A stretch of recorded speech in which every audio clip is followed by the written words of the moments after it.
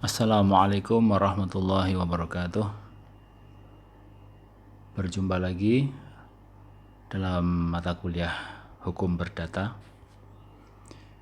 Pada kesempatan kali ini, materi yang akan kita bahas adalah tentang hukum benda.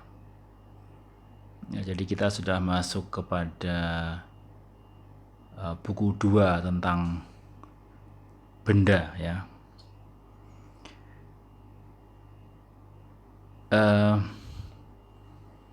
Jadi kemarin yang pada pertemuan sebelumnya itu kita sudah membahas tentang buku 1 tentang orang ya, tentang subjek, kemudian tentang keluarga, dan tentang perkawinan.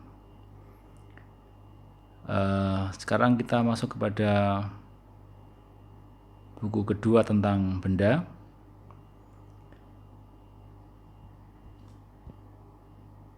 Dalam materi ini cukup banyak materinya. Ya mudah-mudahan bisa dalam satu slide, dalam satu video ya. Tapi kalaupun tidak bisa nanti akan saya bagi 2.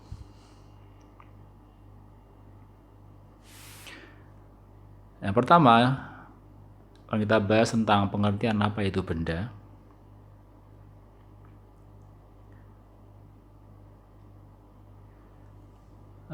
Benda dalam KUH Perdata disebut dengan zak.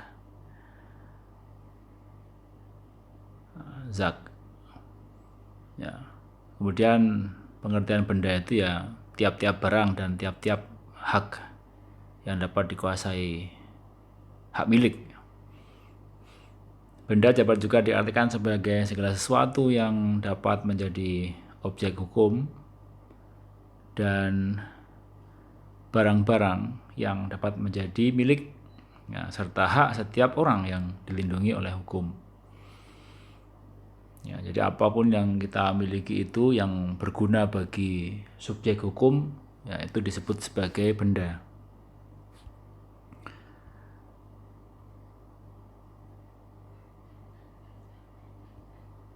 Para sarjana juga mencoba untuk memberikan pengertian apa itu benda.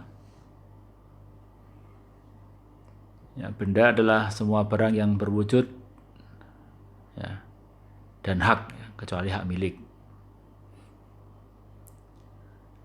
Ada juga yang mengartikan benda adalah barang yang berwujud yang dapat ditangkap dengan panca indera, tapi juga ada barang yang tidak berwujud yang itu juga termasuk benda.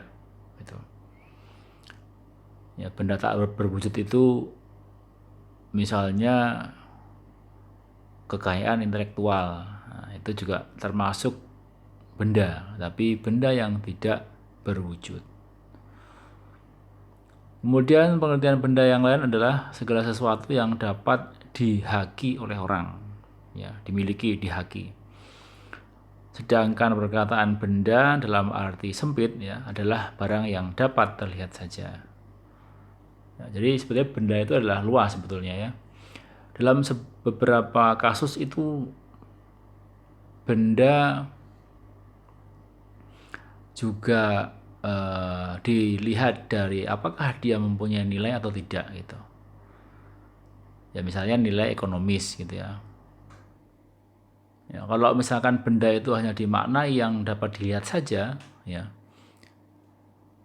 maka seperti misalnya listrik gitu ya, atau internet itu menjadi bukan dimaknai sebagai benda, karena benda tadi tidak terlihat. Tapi pada kenyataannya itu berguna dan bermanfaat ya bagi orang, bagi masyarakat. Nah, bagaimana itu bisa dikategorikan sebagai benda? Ya karena mempunyai nilai, ya, nilai ekonomis. Ya. Karena punya nilai, artinya bisa diperjualbelikan, maka benda-benda itu juga dapat dikategorikan sebagai benda.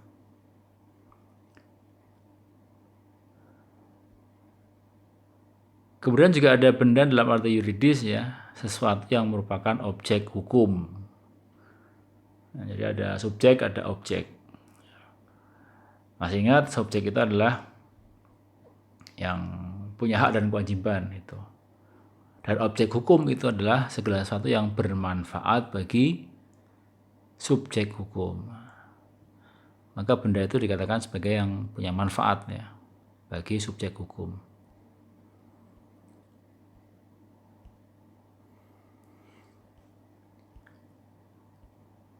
Kemudian kita bahas tentang pengertian hukum benda. Ya. Jadi benda sudah. Ya.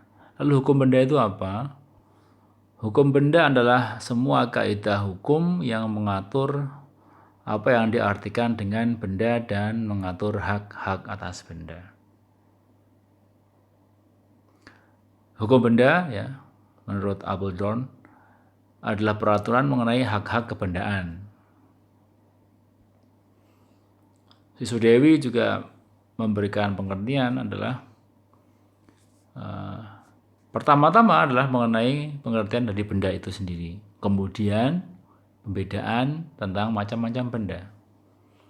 Dan selanjutnya bagian yang terbesar mengatur mengenai macam-macam hak kebendaan.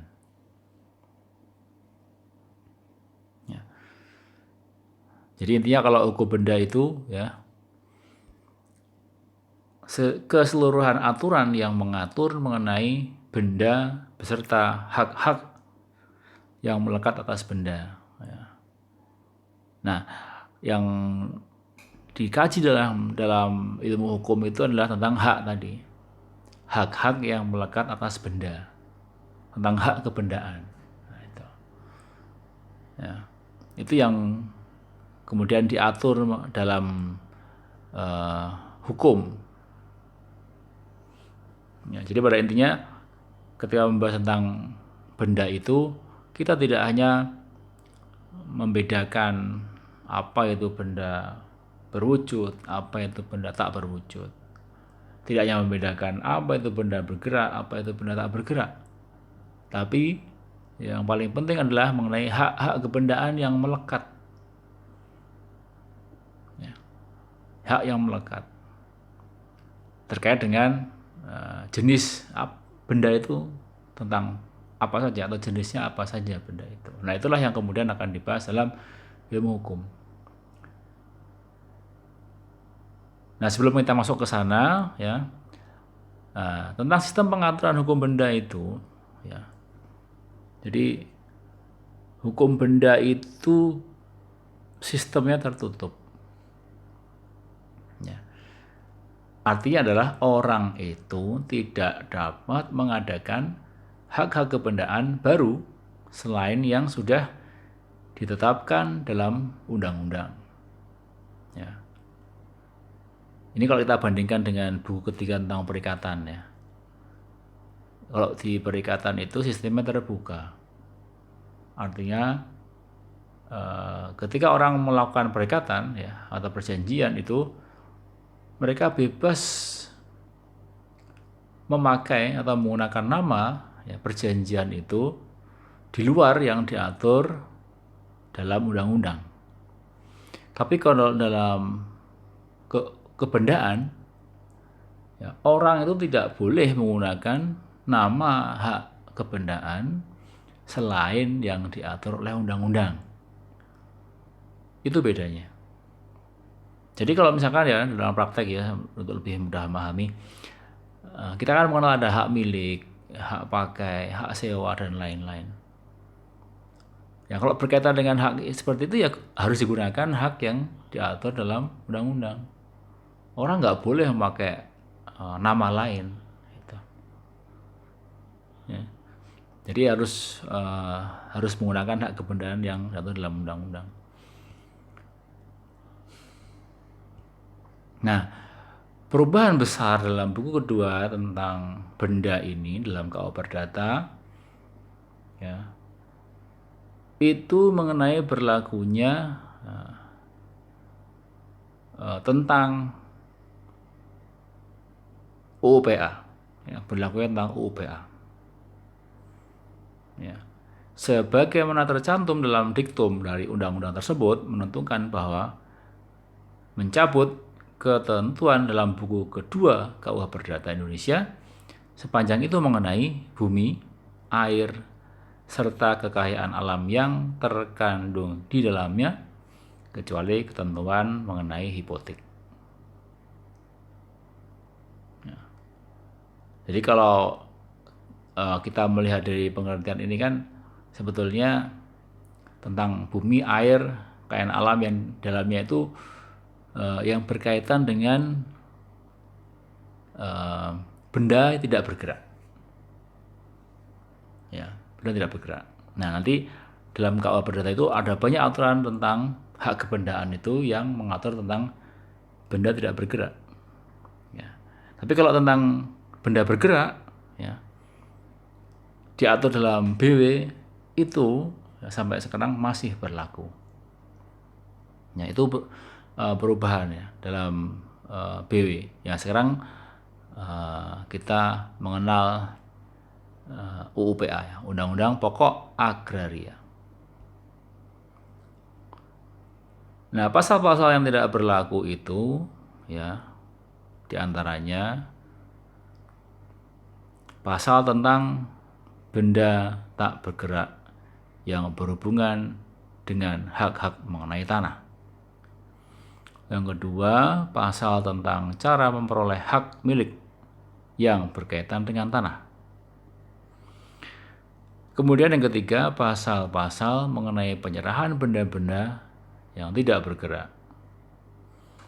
Kemudian yang keempat, pasal-pasal tentang kerja rodi. Yang kelima, pasal tentang hak dan kewajiban pemilik pekarangan bertetangga. Yang keenam, pasal tentang pengabdian pekarangan. Yang ketujuh, pasal-pasal tentang hak obstal. Yang kedelapan, pasal-pasal tentang hak erfpah. Ya. Yang kesembilan, pasal tentang bunga tanah dan hasil 1/10. Ini kalau nanti Anda baca di BW ya, pasal-pasal ini nanti itu masih ada tapi sudah tidak berlaku lagi. Ya. Nah, itu nanti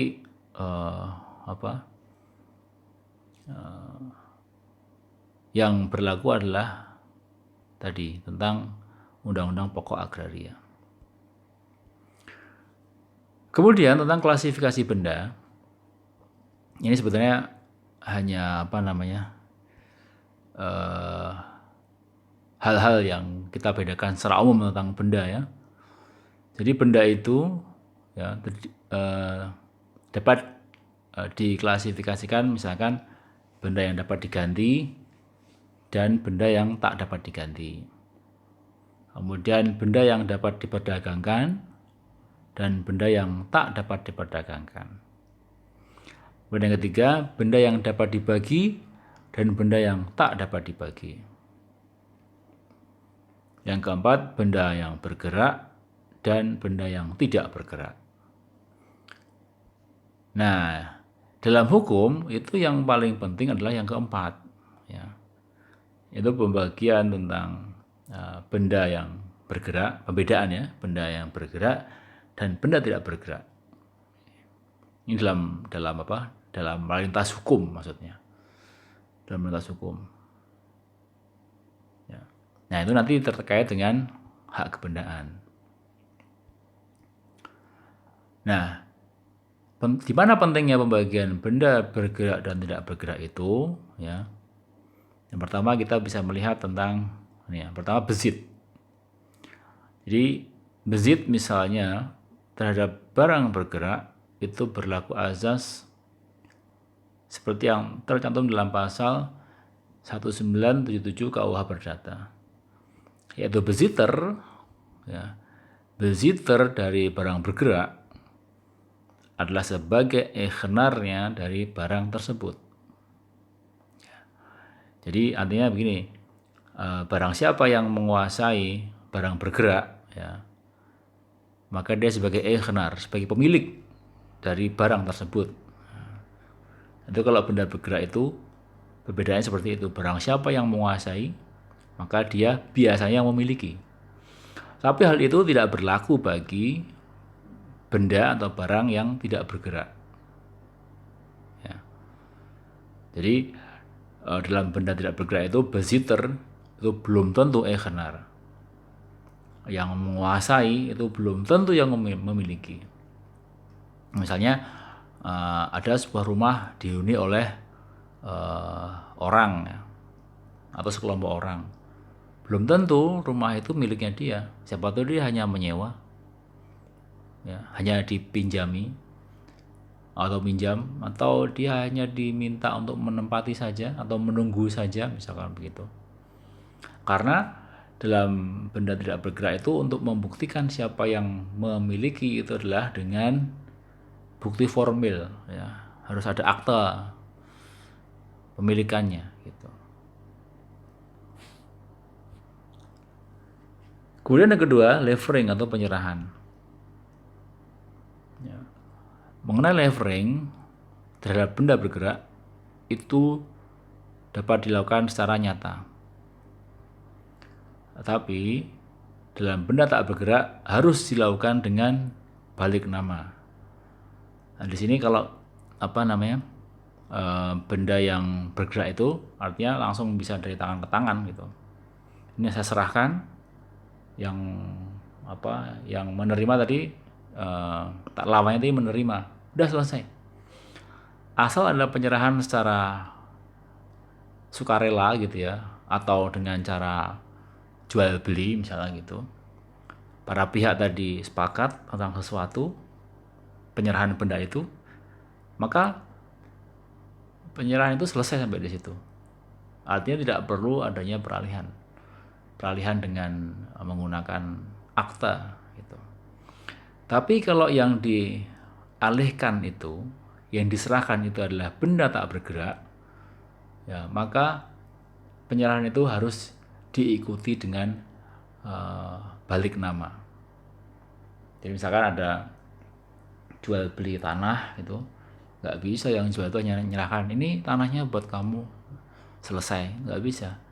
Maka harus diikuti dengan tadi sertifikat kepemilikan, ya, yang semula itu atas namanya penjual, ya, setelah ada transaksi, ya, atau dibeli gitu ya, maka penjual itu harus ya melakukan proses balik nama kepada pembeli, sehingga nanti namanya berganti ya menjadi namanya pembeli.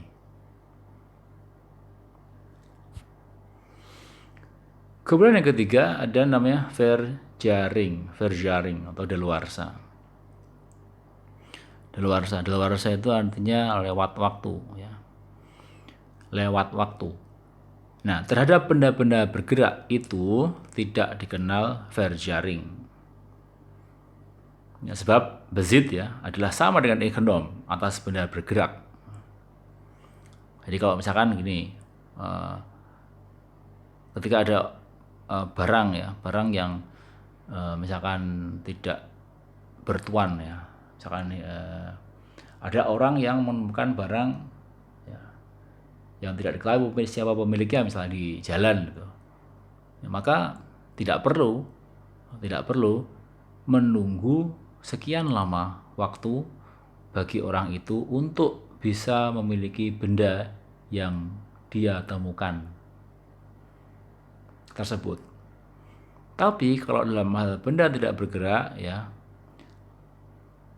maka itu diperlukan waktu. Di zaman dulu kan banyak tanah-tanah misalnya yang tidak ada pemiliknya. Ini kalau sekarang saya kira sulit ya menemukan tanah itu tidak ada pemiliknya, itu sulit kayaknya. Bahkan gunung itu mungkin ada, lereng gunung itu ada yang memiliki gitu ya. Hutan itu sekarang juga ada pemiliknya gitu. Jadi kalau seandainya ada itu terjadi, ya misalkan ada apa namanya, tanah kok, menemukan tanah kok tidak ada yang memiliki gitu, maka untuk bisa dia itu memiliki tanah tersebut yang semula itu tidak diketahui siapa pemiliknya atau tidak ada pemiliknya, maka diperlukan waktu, ya. Berapa waktunya? 20 tahun. 20 tahun jika itu ada alas hak, dan 30 tahun jika itu tidak ada alas hak. Gitu. Ya, jadi kalau mau memiliki tanah ya yang sekiranya itu tidak ada pemiliknya, harus menunggu sekian puluh tahun gitu. Tapi kalau benda bergerak ya, nemu barang di jalan misalnya, tidak perlu menunggu bertahun-tahun, langsung itu bisa diakui sebagai pemiliknya. Itu seandainya kalau mau dibandingkan gitu ya.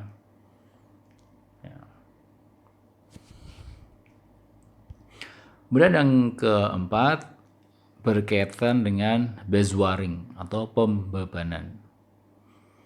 Nah, benda bergerak itu ya, pembebanannya dilakukan dengan pan. Pan itu gadai. Sedangkan terhadap benda yang tidak bergerak itu harus dilakukan dengan hipotek. Ya, dengan hipotek. Ya, sekarang kalau orang mau menggadaikan ya, jadi dia menjaminkan, membebani sebuah benda yang bergerak yaitu dengan gadai. Tapi kalau membebani dengan benda tak bergerak itu dengan hipotek. Kalau gadai saya kira sekarang masih banyak ya, lembaga-lembaga gadai, pegadaian dan lain-lain itu ya, itu banyak ya, dan itu jaminannya adalah benda bergerak. Tapi kalau benda tak bergerak itu hipotek. Memang dalam praktek hipotek ini ya sekarang sudah lebih dikenal dengan hak tanggungan gitu. Hak tanggungan. Jadi kalau sebenarnya gadai dan hak tanggungan itu sama-sama itu adalah perjanjian yang mengikuti perjanjian pokoknya. Pokoknya apa? Nah, pasti utang piutang atau kredit ya. Karena dia biasanya, bukan pasti, biasanya utang piutang atau kredit. Karena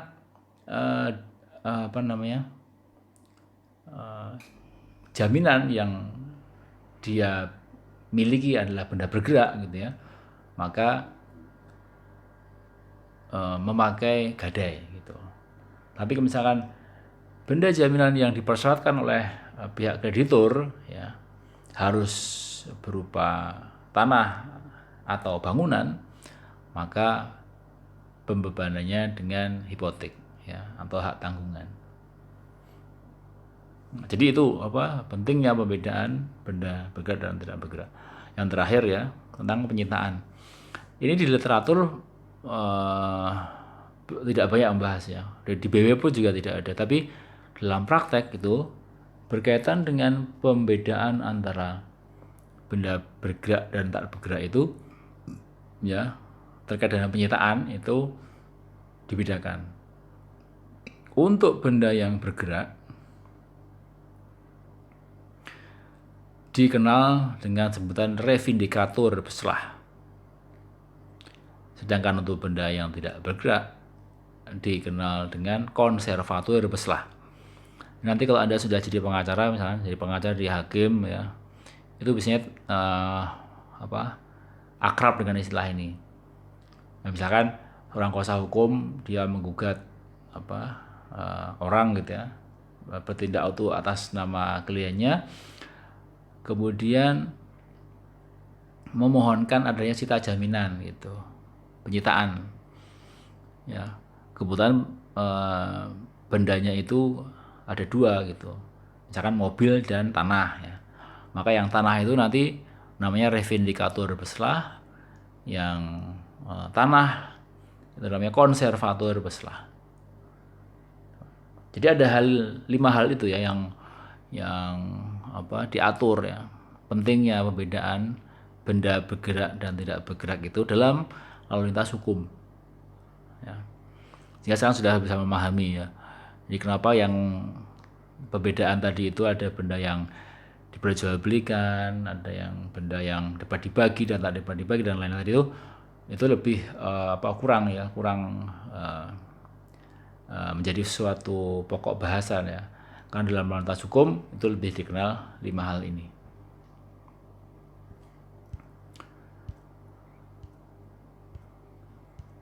Kemudian dalam KUH Perdata itu ya dikenal hak-hak kebendaan itu, ini yang saya kumpulkan ya, yang ada di BW. Itu ada hak besit, hak egenom, hak servitut, hak obstal, hak erpah, hak pakai hasil, hak gadai, hipotek, privilege, dan hak reclaim. Ya. Nomor 10 ini bukan reklame tapi reclaim ya. Reclaim gitu, tapi karena pakai bahasa Belanda jadi tulisannya reclaim, reklame, tapi bacanya reclaim ya.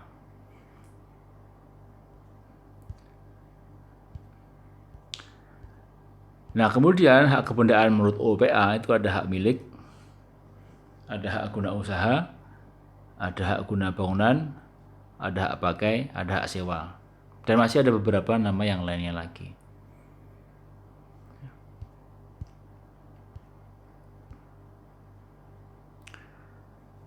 Kemudian ini terkait dengan besit.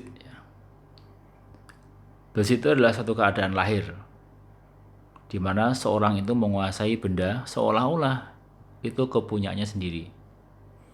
Oleh hukum dilindungi ya, dengan tidak mempersoalkan hak milik itu sebenarnya ada pada siapa. Nah inilah yang kemudian tadi saya maksudkan itu ya. Jadi kalau misalkan Anda mahasiswa gitu ya, kadang ketika kuliah misalkan bajunya belum kering gitu, kemudian pinjam temannya misalnya. Nah, meskipun itu pinjam gitu, hukum itu memandang atau melihat bahwa baju yang dipakai itu adalah miliknya dia. Gitu. Ya karena dia yang menguasai gitu. Walaupun pada kenyataannya itu milik temannya. Pun sama aja ketika mohon maaf ya, misalkan ada orang yang mencuri suatu benda, kemudian dia menggunakan benda itu layaknya kepunyaan sendiri. Ya, sepanjang tidak ada orang yang melaporkan ataupun menggugat ya, ataupun menuntut benda yang dalam penguasaan orang itu bahwa itu adalah barang hasil curian, maka orang tadi yang menguasai benda itu ya oleh hukum dipandang dia sebagai yang memiliki. Jadi itu pengertiannya. Besit adalah yang menguasai, maka biasanya dia yang memilikinya.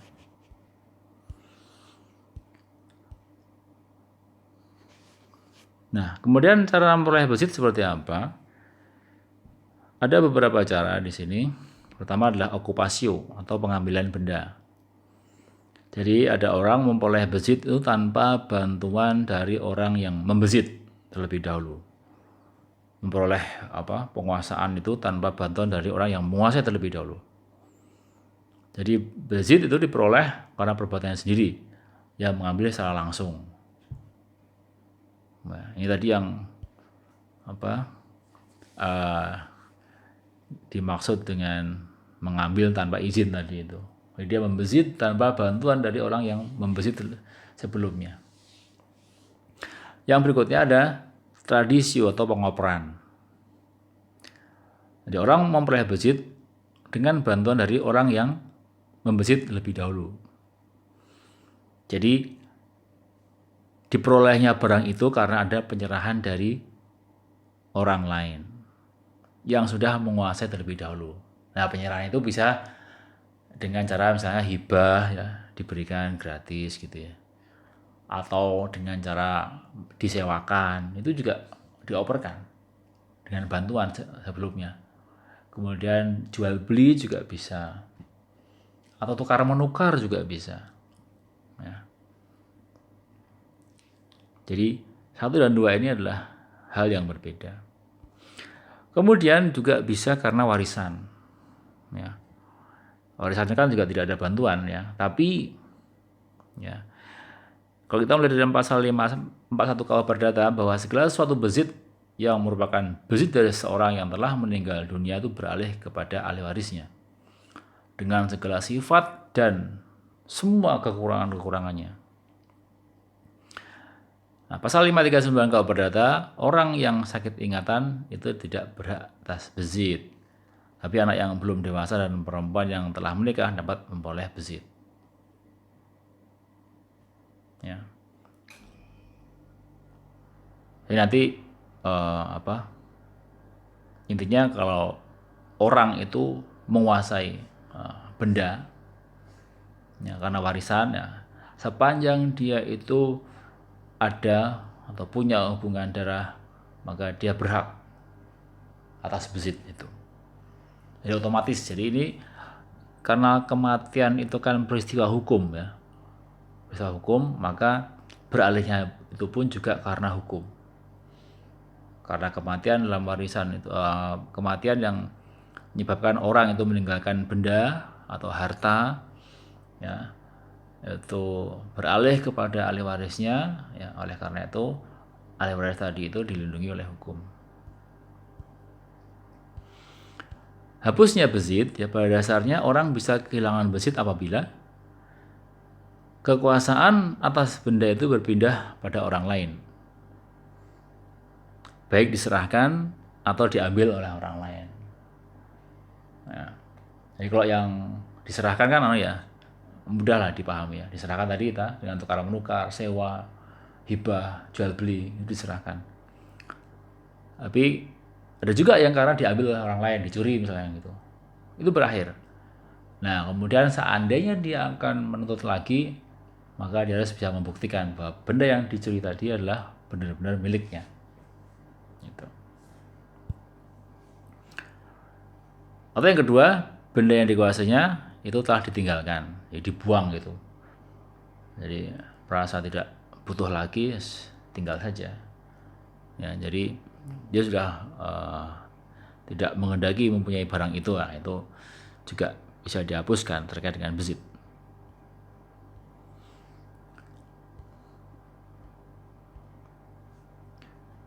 Kemudian eigendom ini sebenarnya kita skip aja sebetulnya. Jadi ini merupakan hak kebendaan yang sudah tidak berlaku lagi. Ya. Eigendom adalah hak untuk menikmati kegunaan benda dengan leluasa dan untuk berbuat bebas terhadap kebendaan itu dengan kedaulatan sepenuhnya. Untuk eigendom ini sebetulnya lebih kepada benda bergerak maksudnya. Kalau benda bergerak ini masih berlaku, tapi kalau benda tidak bergerak ini sudah tidak berlaku lagi tentang hak milik. Karena terkait dengan adanya eigendom itu ya, sekarang kalau di UPA itu sudah sama dengan hak milik. Ya. Mungkin kalau orang-orang tua zaman dulu itu ya hak milik itu dia masih lebih mudah memahami jika mengucapkan dengan eigendom gitu. Ya, hak milik bagi orang-orang tua kita, nenek kita, kakek kita itu dia lebih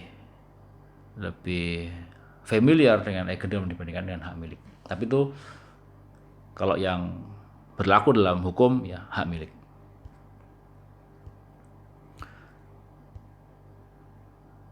Bagaimana cara memperoleh hak milik? Pertama dengan pendakuan, yaitu tentang pendakuan dari barang-barang yang bergerak yang belum ada pemiliknya atau tidak ada pemiliknya. Kemudian dan ikutan atau net tracking, yaitu memperoleh benda itu karena benda itu mengikuti benda yang lain. Ya. Jadi misalkan Kalau kita beli motor itu ya ada spionnya, ada lampunya, ada knalpotnya gitu, ada bannya, rodanya dan lain-lain ya. Nah, kalau kita itu punya ban motor itu ya karena itu satu kesatuan gitu, nggak bisa kemudian itu terpisah ya. Atau kalau misalnya kita membeli tanah gitu ya, kebetulan di tanahnya itu ada pohon, ada pagarnya. Nah, ketika memperoleh tanah itu maka segala sesuatu yang tumbuh, tertancap, tertanam, ya, yang ada di atasnya itu otomatis juga menjadi milik dari kita atau yang membeli. Ya.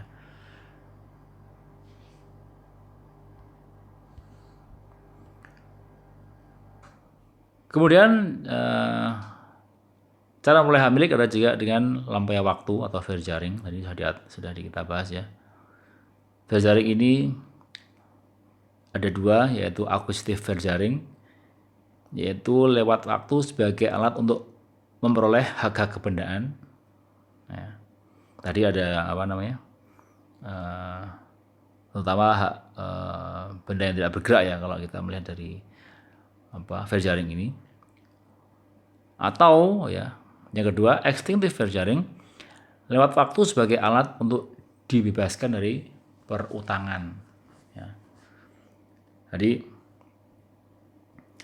verjaring itu ada dia memiliki benda karena lewat waktu, atau dia dibebaskan dari kewajiban perutangan juga karena lewat waktu. Ya. Kalau tadi kan di hak kebendaan yang untuk memperoleh benda itu kan hanya berlaku bagi benda tak bergerak ya.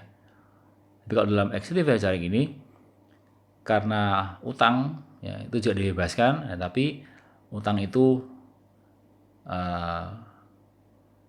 paling singkat setelah 30 tahun ya. Dalam BW itu diatur 30 tahun baru itu dibebaskan. Ya, jadi kalau ada orang punya utang itu tidak boleh ditagih oleh kreditur atau yang ngutangi tadi itu kalau sudah lewat waktu 30 tahun. Tapi 30 tahun bukan berarti 30 tahun itu dia ngulur-ngulur karena ditagih ya. 30 tahun itu kalau tidak ada penagihan maksudnya. Tapi kalau misalkan ditagih dia mundur terus, maksudnya kalau nanti kok 30 tahun nanti daluarsa itu tidak bisa. Ya. Seandainya pas tahun ke-29 ada upaya hukum ya penagihan dari kreditur, maka jangka waktu 30 tahun itu nanti mundur lagi ke selanjutnya gitu. Jadi 30 tahun itu seandainya tidak ada upaya dari kreditur, maksudnya begitu.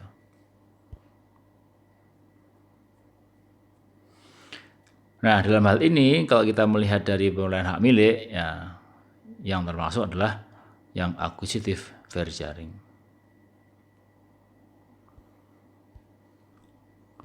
Kemudian levering atau penyerahan ya, itu perbuatan menyerahkan benda oleh pemilik atas nama yang kepada orang lain, sehingga orang ini memperoleh hak milik atas benda itu. Ya, tadi sudah kita bahas.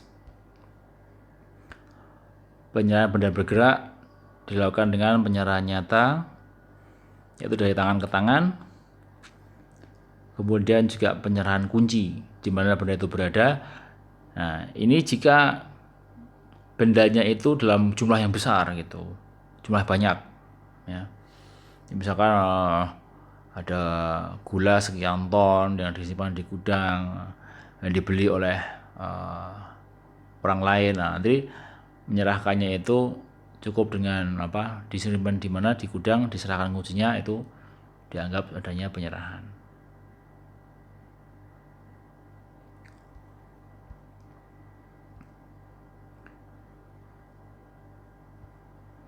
Kemudian juga ada penyerahan benda bergerak itu ya yang sudah berada dalam penguasaan orang lain. Ya, ada pertama penyerahan dengan tangan pendek. Ya. Misalnya A meminjam bukunya B. Nah, B sebagai Egenar, pemilik ya, kemudian butuh uang gitu. Kemudian buku itu dijual kepada A. Jadi sudah dialihkan gitu ya dengan cara dipinjamkan, tapi kemudian karena butuh uang dijual sehingga tidak perlu dikembalikan, tapi malah si A-nya yang harus membayar karena tadi ada kesepakatan yang baru. Yang kedua, penyerahan dengan melanjutkan penguasaan atas bendanya. Ya, misalnya A pemilik dari sebuah buku, karena butuh uang maka menjual bukunya kepada B. Ya, akan tapi karena A masih membutuhkan untuk belajar, maka A kemudian meminjam buku tersebut dari B. Nah, itu bedanya. Ya, traditio brevi manu dan constitutum possessorium.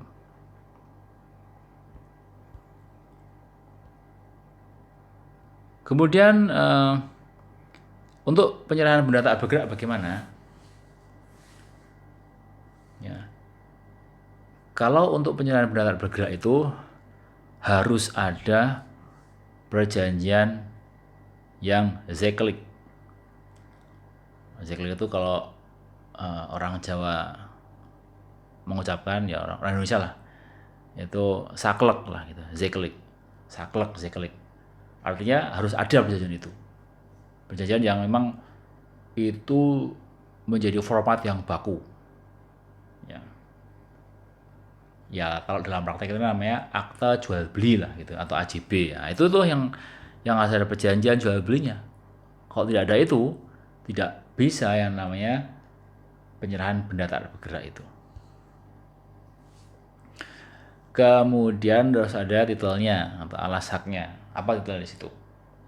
Ya, apa jual beli, atau tukar menukar, atau hibah, ya, atau sewa gitu ya.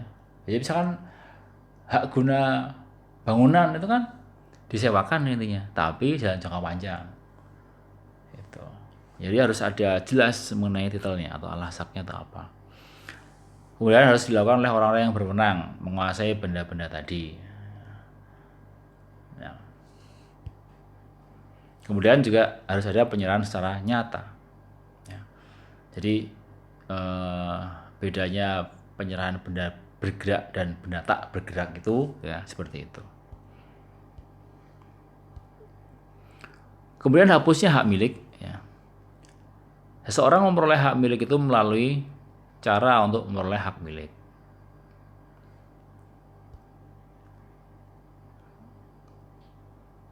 Kemudian binasanya benda itu.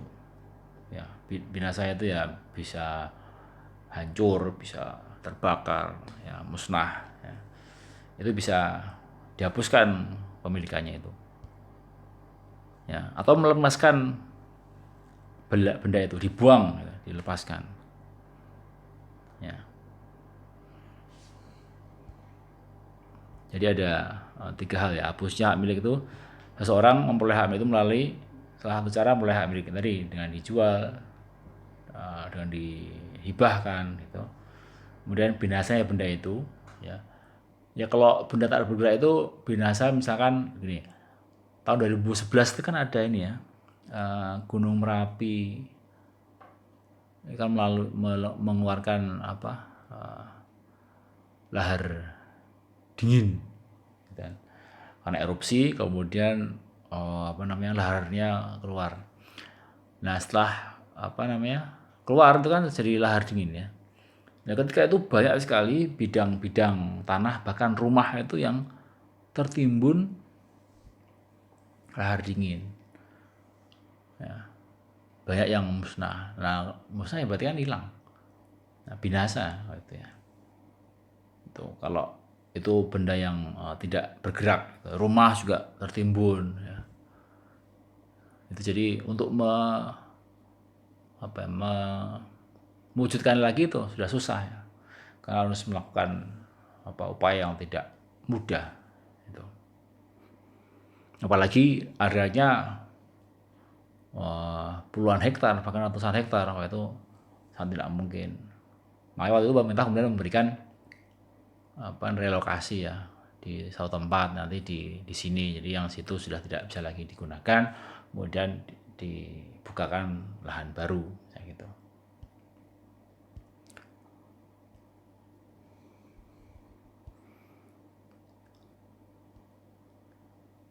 Kemudian hak servitut ya disebut dengan pengabdian pekarangan, yaitu beban yang diberikan kepada pekarangan milik orang lain yang satu untuk digunakan bagi dan demi kemanfaatan pekarangan milik orang lain. Ini sudah tidak berlaku lagi. Ya, namanya sudah kalau dalam UPA itu bahwa setiap tanah itu harus mempunyai fungsi sosial ya. Kita skip aja dulu. Kemudian kita skip dulu. Hak opsional juga sama ya, ini juga tidak lagi berlaku. Tapi di sini kalau kita melihat ya pengertiannya, hak untuk memiliki bangunan-bangunan atas tanaman-tanaman di atas tanah orang lain. Nah, ini bisa kalau kita samakan sekarang itu dalam UPA itu ada misalkan hak guna bangunan gitu. Dan hak refpah, hak keberanian untuk menarik penghasilan seluas-luasnya untuk waktu yang lama dari sebidang tanah milik orang lain dengan kewajiban membayar sejumlah uang atau penghasilan tiap tahun dan dinamakan dengan pah. Ya. Ini juga sudah tidak berlaku lagi ya tentang hak refpah ini. Jadi hak refpah ini mungkin bisa disamakan dengan hak sewa ya, karena diartikan hak kebendaan untuk menikmati sepenuhnya akan kegunaan barang tak bergerak milik orang lain, dan kewajiban dia akan membayar upeti ya, atau ya biaya sewa lah gitu ya, sebagai pengakuan atas kepemilikannya, bisa berupa uang, hasil atau pendapatan. Nah, ini seperti hak sewa itu hak refpah. Hak pakai hasil adalah kebendaan untuk menarik penghasilan dari satu benda orang lain seolah-olah benda itu kepunyaannya sendiri, dan kewajiban menjaga supaya benda tersebut tetap dalam keadaannya semula. Hak pakai hasil adalah suatu hak untuk memungut hasil dari barang orang lain seolah seperti Eigener, dengan kewajiban untuk memelihara barang itu supaya tetap adanya. Nah, ini hak pakai. Sekarang kalau misalkan di UPA namanya hak pakai. Ini kita skip aja. Nah, kemudian ini hak gadai. Hak gadai adalah suatu hak kebendaan yang diperoleh seorang berpiutang atas suatu barang bergerak yang diserahkan kepadanya oleh seorang berutang atau oleh seorang lain atas namanya, dan yang memberikan kekuasaan kepada si berpiutang itu untuk mengambil pelunasan dari barang tersebut ya. Jadi kalau misalkan ada orang yang minjem uang gitu ya, kemudian mensyaratkan ada jaminan, nah jaminannya benar bergerak, misalnya emas, komputer, handphone, motor, nah itu dengan gadai.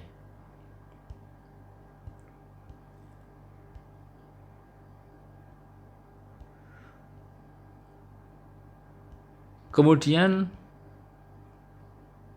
sifat hak gadai, nah ini itu adalah asesor ya. Jadi merupakan hak yang tergantung dari adanya perjanjian pokok.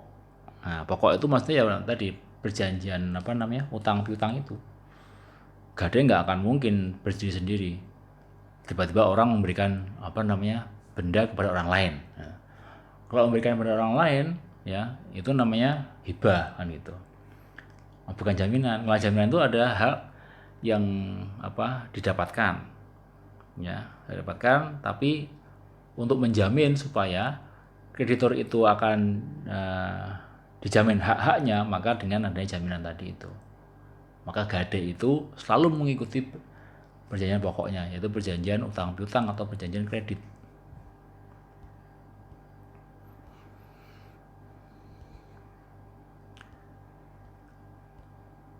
Kemudian hak hipotek ya. Hipotek adalah kebendaan atas benda-benda tak bergerak untuk mengambil penggantian daripadanya bagi pelunasan satu perikatan. Nah, ini yang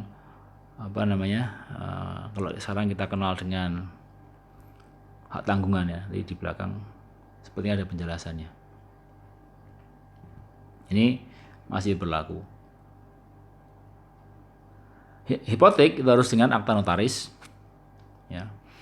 Kemudian harus didaftarkan ke kantor balik nama ya, kalau sekarang namanya BPN lah ya, kantor agraria ya, tata ruang ya, ATR sekarang namanya kantor agraria tata ruang, kantor ATR BPN gitu.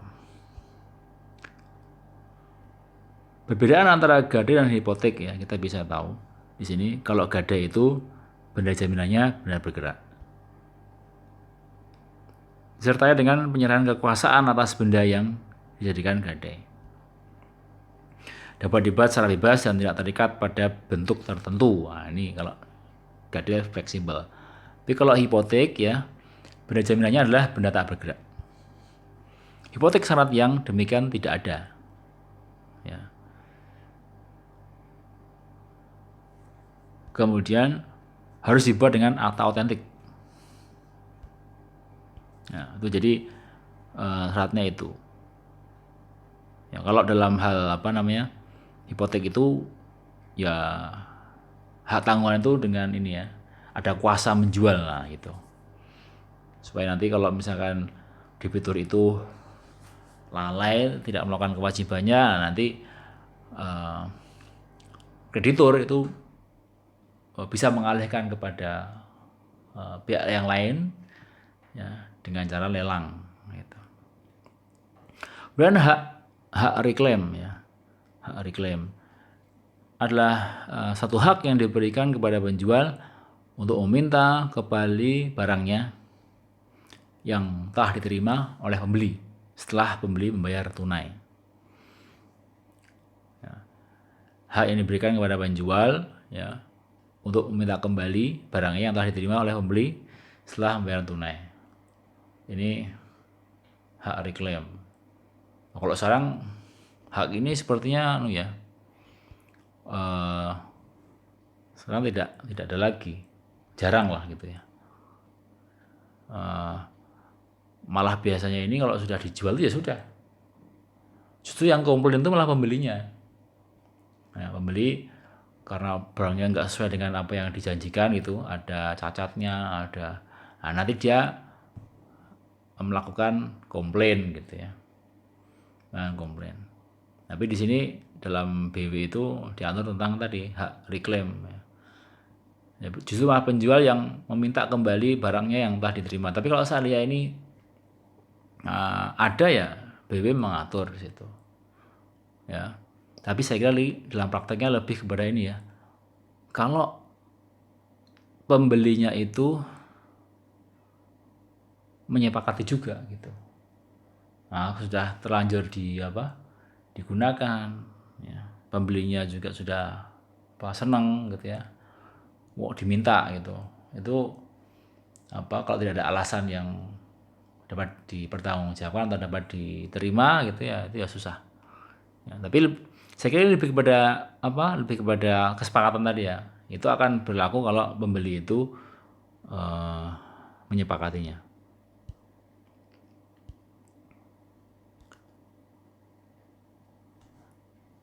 Ini kita skip aja. Dan hak retensi, ya, hak retensi adalah hak untuk menahan suatu benda ya, sampai piutang yang bertalian dengan benda itu dilunasi. Hak retensi itu maksudnya hak menahan. Ya. Jadi misalkan begini, gampangnya, misalkan seorang lawyer gitu ya, dia melakukan pekerjaan atas nama kliennya, gitu. Misalnya kliennya belum bayar lunas, ya. Taruhlah misalnya biayanya penanganan perkara itu 10 juta gitu. Tapi baru dibayar 5 juta.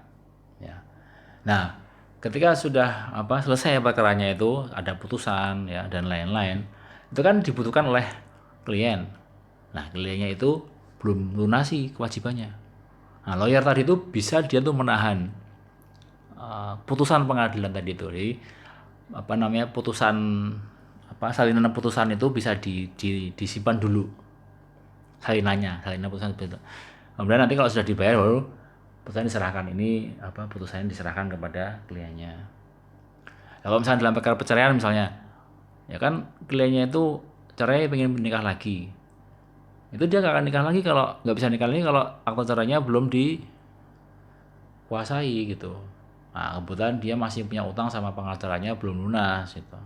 Nah, pengacaranya itu berhak menahan akta cerainya. Kalau mau diserahkan akta cerainya ya bayar dulu, dilunasi dulu biaya operasionalnya yang sudah disepakati di awal. Itu hak retensi. Ya.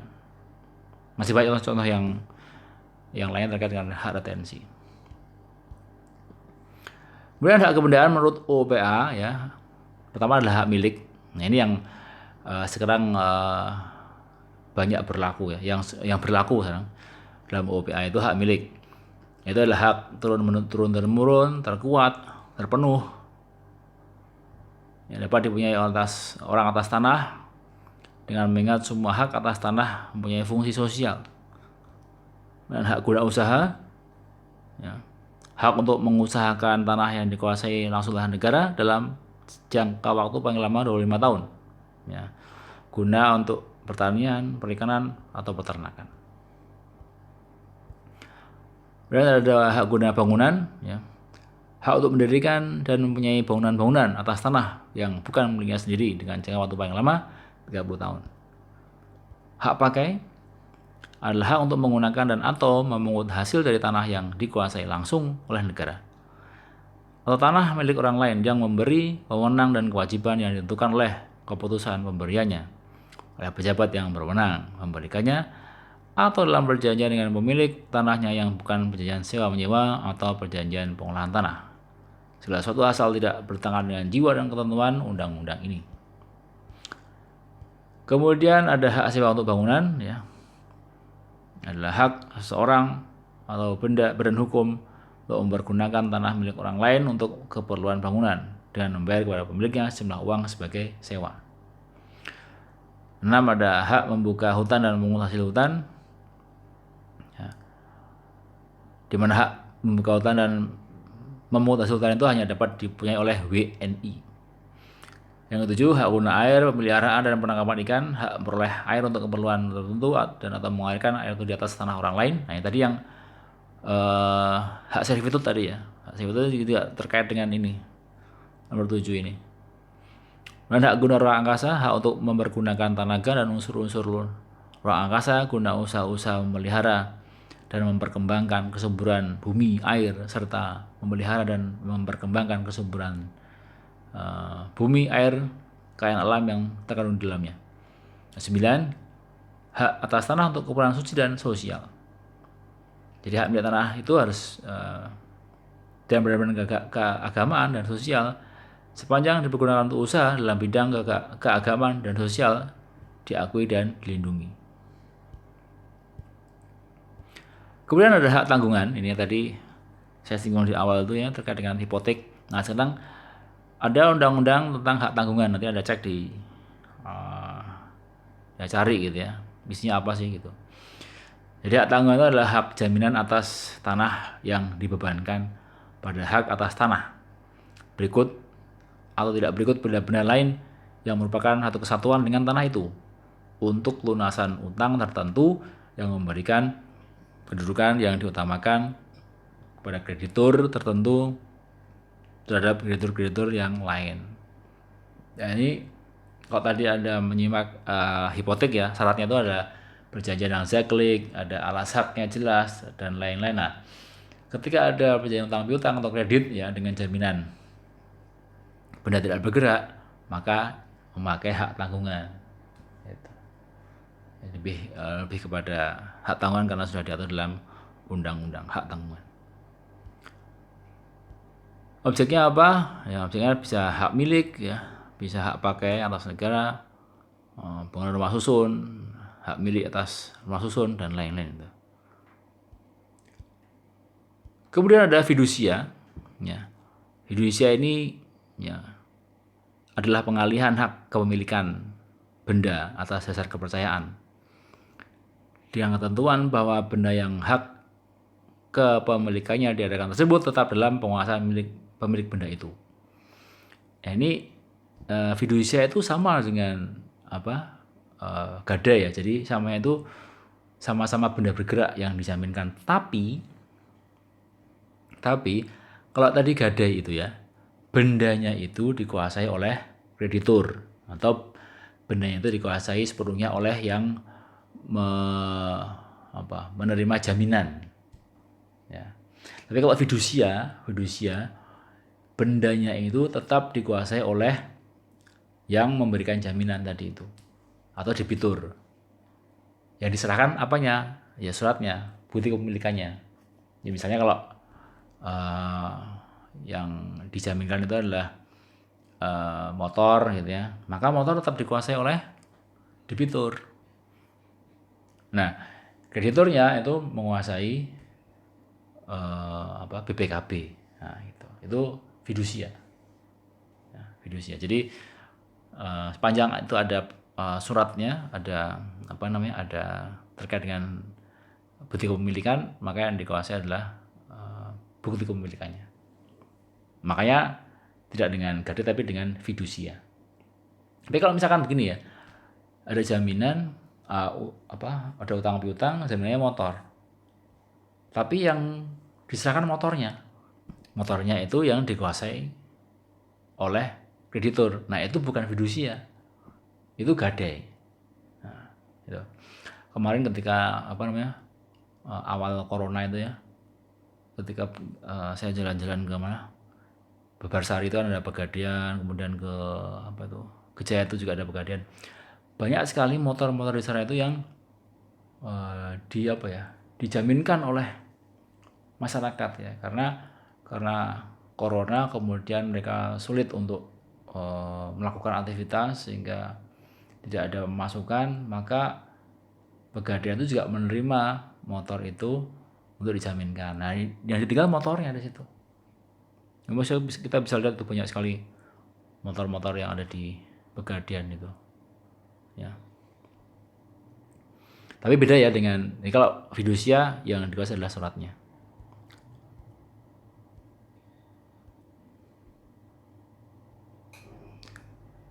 Nah, itu yang bisa kita bahas ya berkaitan dengan hak kebendaan. Memang cukup panjang, karena banyak juga tadi yang kita skip ya. Tapi untuk lebih jelasnya silahkan kalau ada yang mau didiskusikan. Mari kita akhiri. Terima kasih atas perhatiannya. Assalamualaikum warahmatullahi wabarakatuh.